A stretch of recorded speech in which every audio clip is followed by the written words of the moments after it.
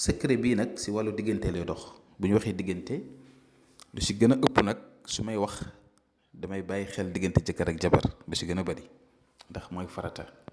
kon li ma leen di jox nii du ay caaxaan, dama bëgg yow mi may déglu da nga am jëkkër wala nga am jabar nekk si kër mu ne leen a déggoo toujours ay problème toujours ay coow te doo xam fu muy jógee. bari na si jamono jiñ toll chaque jour da nga jot góor wala jigéen bu lay jàmbat wàllu sëyam. kon mi leen di ñaan ngeen def lii rek si anam bu rafet ba nga xamante ni incha allah ku ko def da nga si gis teraanga, da nga si gis tawféex, da nga si gis mbëggeel, da nga si gis mahabba ak xabul. ndaxte secret bu doy waar la. dëgg la nag am na yoo xam ne duñ joxe lépp daan leen jox loo xam ne daal baax na lool boo ko defee da nga si gis ay résultats parce que secret bi am na si leneen luñ koy dolli si ay ismu, si ay ayat, si ay xawaatim nga xamante ni boo ko defee mu boo mu amul rate. waaye dafa am yoo xamante ni boo koy joxee da ngay def ndànk ndax saay ngi lay déglu wala def ko tu ñaaw teef mën na koo jël def ko si innocent wala innocent wala jabaru jàmbur wala jëkkëru jàmbur wala nangam. moo tax ñu moytu. waaye bi mu leen di jox nii moom am na solo, baax na lool. waaye di leen ñaan ngeen def ko si farata. boo nekkee sa jëkkër ak sa jabar bëgg mu bëgg la lool, nawu la, respecte la, fonk la, ngeen dund si jàmm ak salaam. ndaxte de foofu lay njaboot gu barke di mën a sosoo.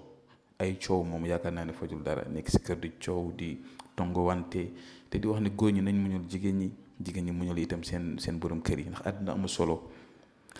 kon damay ñëw directement secret bi. li ngay def mooy da ngay bind li nga xam ne moom nga gis noonu sa écran lii moom ngay bind ni nga ko gisee nii nag nga koy bindee. xam naa bu ngeen demee si kii bi première image bi fooy bi foofu dana gën a leer, xam naa affaire yi day xaw a nëbbu tuuti waaye foofu lay gën a leeree.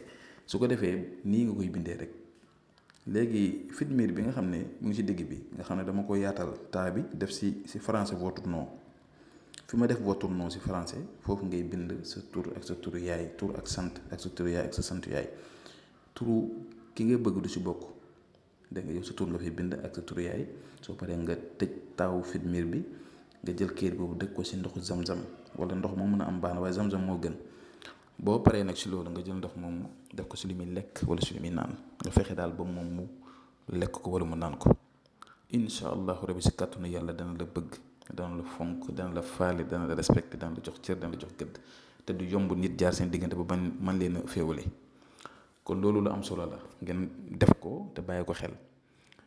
di wax ne ñi nga xam ne bëgg nañoo seetlu si wàllu istixaara di seetlu seen mbir wàllu diggante wala wàllu sëy wala lu mu mënti doon wala tukki.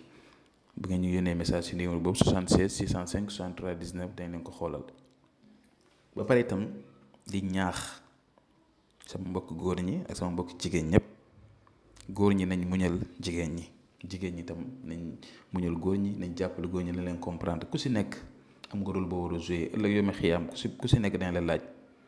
te yaakaar naa ne muñ baax na.